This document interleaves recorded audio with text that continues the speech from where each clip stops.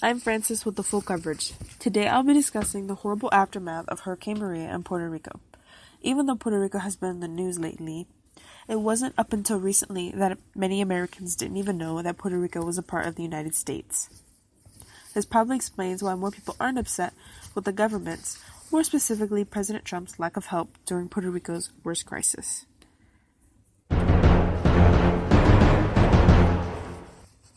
I first want to start off with the history lesson of the island of Puerto Rico.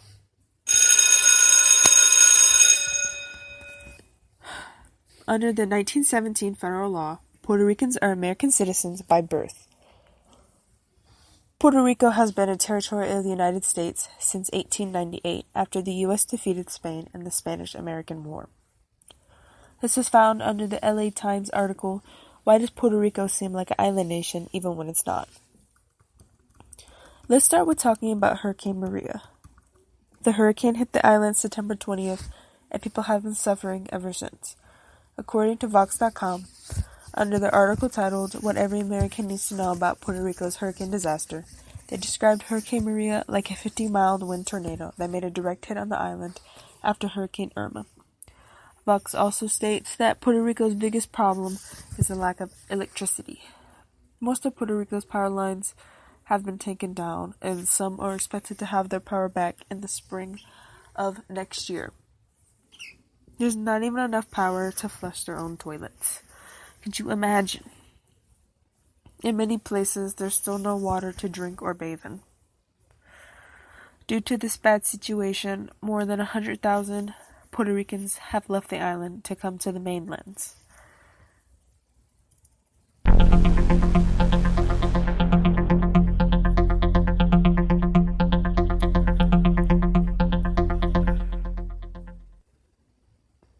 Conditions are so bad that some are drinking and washing their hair in creeks.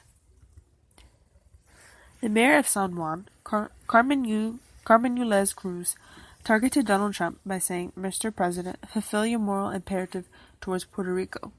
CNN News reported that Trump tweeted in response to the mayor with, "We can't aid Puerto Rico forever." Trump continued on his rant by saying that they want everything to be done for them, when it should be a community effort. Then continued by saying 10,000 federal workers now on the island doing a fantastic job. So that, I would say, is an extremely hard job for Puerto Rico to aid for themselves when most of their hospitals are destroyed or have no power. Donald Trump has downplayed the scale of disaster in Puerto Rico and even thrown paper towel at them. Has even thrown paper towels at a crowd of citizens during a speech.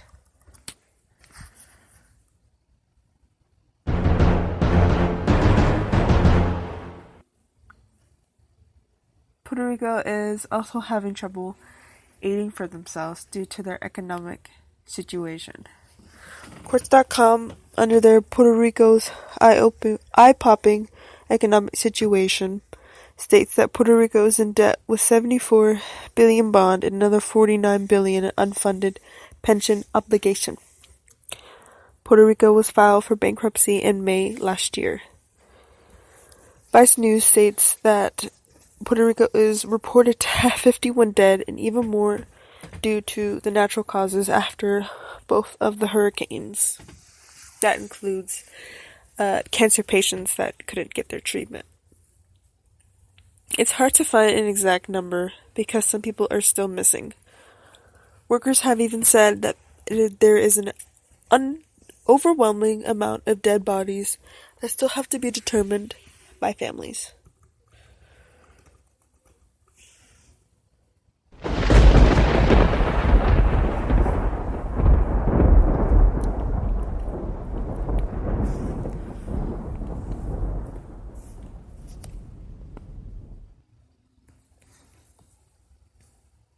Puerto Rico has help from many relief efforts from the country, like the American Red Cross, the Children Foundation, and the Clean Water for Puerto Rico effort.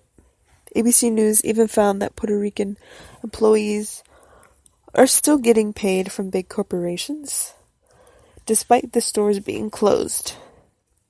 FEMA is also offering airlift to Hurricane Maria victims out of Puerto Rico for temporary housing in the mainlands.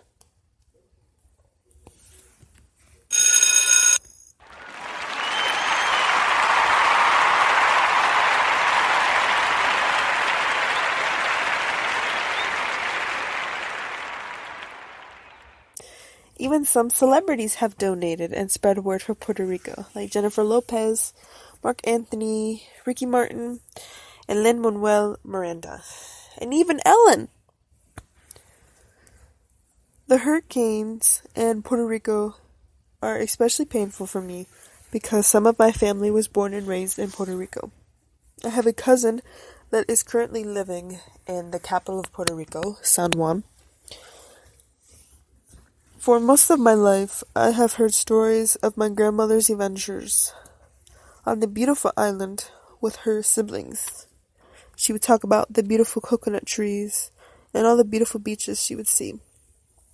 She would always tell stories of the funerals she would have for her pet crabs when she was young. The little farm and all of the little historical places.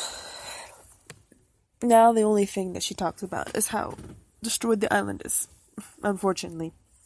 About how all of the most memorable places that she's had there are completely destroyed, especially in the mountain region.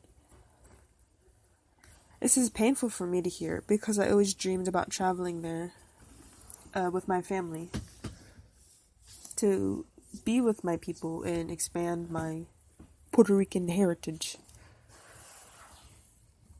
I believe with more help for Puerto Rico, it will go back to the beautiful island that it once was. But there's still very much that we need to do. That it would be so much better if the president would help with Puerto Rico instead of having Twitter beef with the mayor of San Juan. That would be so much more appreciated. But so there you go.